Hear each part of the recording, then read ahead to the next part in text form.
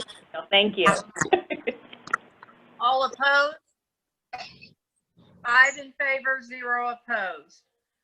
I will now entertain a motion to pass Bill 2020-13 on a second reading by roll call.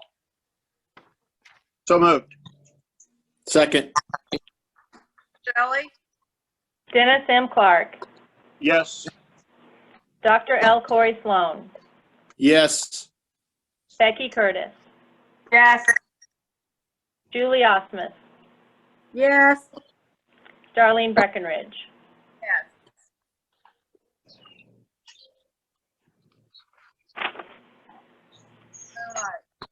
We moved that Bill 2020-15 under new business to the end. We will now first reading on Bill 2020-16. Bill 2020-16, an ordinance authorizing the city manager of the city of Cameron, Missouri to execute an agreement with Gunter Construction Company for Grote Street improvements.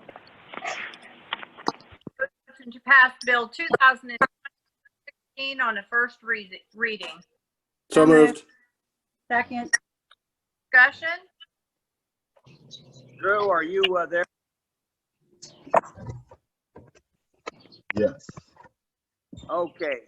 Nice background, Drew. How did you do that? Thank you. Good evening. This is Drew Bontrager, Public Works Director. This proposed bill would authorize the city manager to execute an agreement with Gunter Construction Company for the Grote Street project. The city council did review and approve the bids for this project at the regular March meeting. Since that time, Gunter Construction Company has been working on obtaining all the necessary bonds, insurance, and other documents necessary to enter into the agreement. As a brief recap, this project is one of the projects that's listed on our transportation and our stormwater sales tax list. It does include Grote Street from 4th Street to 8th Street, as well as 8th Street from the Grote Street intersection to the distance between Rosewood Drive and West Street in that area there. It is street and stormwater only. There are no water mains or sewer mains included in this project. The base bid of the project is $1,047,035.30. So we recommend that the council approve the first reading to allow the city manager to execute the agreement with Gunter Construction Company for the Grote Street project. Any questions or comments? Seeing none, we'll vote. All those in favor, say aye and raise your hand. Aye. Aye. All those opposed? 5 in favor, 0 opposed. We will now have resolution 2020-12. Resolution 2020-12, a resolution authorizing the mayor of the city of Cameron, Missouri to accept a quit-claim deed from Clinton County, Missouri, former property owner Aaron D. Ogle, for a dangerous property located at 516 West Cornhill as part of the City of Cameron's demolition program. Entertain a motion to pass resolution 2020-12. So moved. So moved. Second.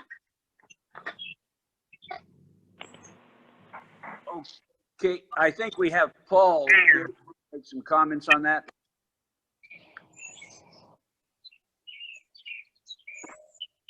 I don't Paul? think it's not up. I'm here. Okay. This is a property that was formerly owned by Clinton County, and Paul has been working diligently with the Clinton County assessor to waive back taxes on the property. The property is a eyesore, and it is a perfect fit for the 100% demolition program. So basically, we want to take ownership, tear it down, and put it up for bid for someone to build a single-family home to promote home ownership. Any questions or comments for Tim? Owned for that? Say that again, Becky. Owned for single county, single home. Yeah, this is a 100% demo where the city will own it. and basically promoting home ownership. You know, somebody who bids on it successfully will have 2 years to build a single family home. Anyone else? Yes, I'd like to ask Tim a question for everybody's information. This is one of our most successful programs, and you know we have submitted this to MML for one of our innovation awards. But Tim, I'd like to ask, how much more money in the budget do we have to do this? I know we tried to double the amount in the budget last year and we couldn't quite do it. How many more of these can we do now this year? I think it was originally budgeted for like 40,000. And I think Paul said that they were all out for bid. So we probably can get, I would say, anywhere from 5 to 8 more homes. I think the average cost to demo a property is about $7,500. Okay, good. Well, thank you. And we will keep working on this program and won't let any of this money go to waste. We'll proceed to vote. All those in favor say aye and raise your hand. Aye. Aye. 5, 0 opposed.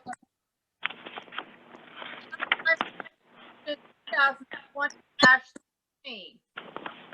Resolution 2020-13, a resolution for the City of Cameron, Missouri, accepting bids for the Bob F. Griffin Road Sewer Main Extension and awarding the bid to Blue Nile Contractors, Inc. Motion to pass resolution 2020-13. So moved. Second. Discussion? Thank you, Mr. Mayor.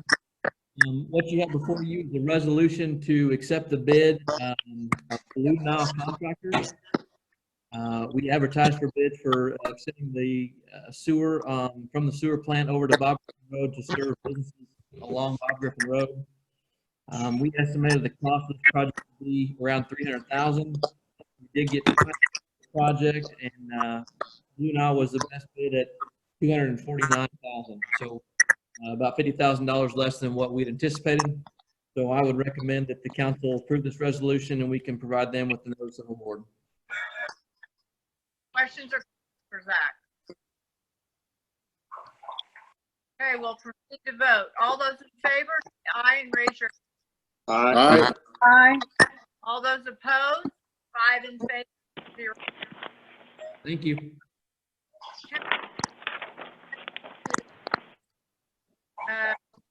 A full reading on Bill 2020-15. Bill 2020-15, an ordinance for the City of Cameron, Missouri, declaring a state of emergency as a result of the COVID-19 pandemic. Entertain to pass Bill 2020-15 on a first reading. So moved. Second. Discussion? Okay, do we have Patrick? There we are. Yes, you do. I think I'd like to introduce this mainly because of some changes that occurred after the agenda was posted, after this ordinance was prepared, mainly the order promulgated by the Department of Health and Senior Services that came out on Friday at about 5 o'clock. If anybody's read that order, the main takeaway is that while it is stated that it's a stay-at-home order, it is very lenient in what exactly that means. It typically does not close any businesses. It allows complete travel and freedom. Just the business has to comply with no social gatherings greater than 10 and with the social distancing requirements. The key for the City of Cameron is that the order itself specifically recognizes that local authorities may adopt stricter ordinances, regulations, and rules than the order. People are calling it the governor's order. It's not the governor, it's the Department of Health and Senior Services, but that are more stricter than that. And that is what this ordinance does. It tracks with Clinton County, the exact same thing, but then it also grants the mayor and the city manager and other appropriate city officials to take such further actions and to promulgate such further rules as may be necessary to protect the public health and safety during the COVID-19 pandemic. I'll stand for any further questions. If I could add one thing to that, then what happens is we would be able to put an administrative order in. He would propose doing that tomorrow to prepare that for the mayor's signature to add some specificity to what some of the directives mean. We get lots of questions from people about, does that mean we can open or do we not have to open, or what are our restrictions? Now, this way the city council can decide what they would like. We can put that out in an order tomorrow. We don't have another meeting and we don't have to pass another ordinance. We can just put those things in based upon what the council decides. I think the discussion portion of this meeting would be, of the ordinance would be the time to figure out what those things would be. We could then put that in place tomorrow once you get the ordinance. And so if the mayor opens this up for more discussion, I would ask the council to give the staff their feelings about how we should move on. God, I can't get rid of it. Is this, Patrick, time which we would do that, to make that discussion, or do we need to vote on this first, do it at the end? No, you could discuss it here. Pardon? You could discuss it here. Okay. How does the council feel? And I know it's a hard thing to do, but I've observed. But I can't get rid of it. I don't know how to get rid of it. I can't. I don't know how.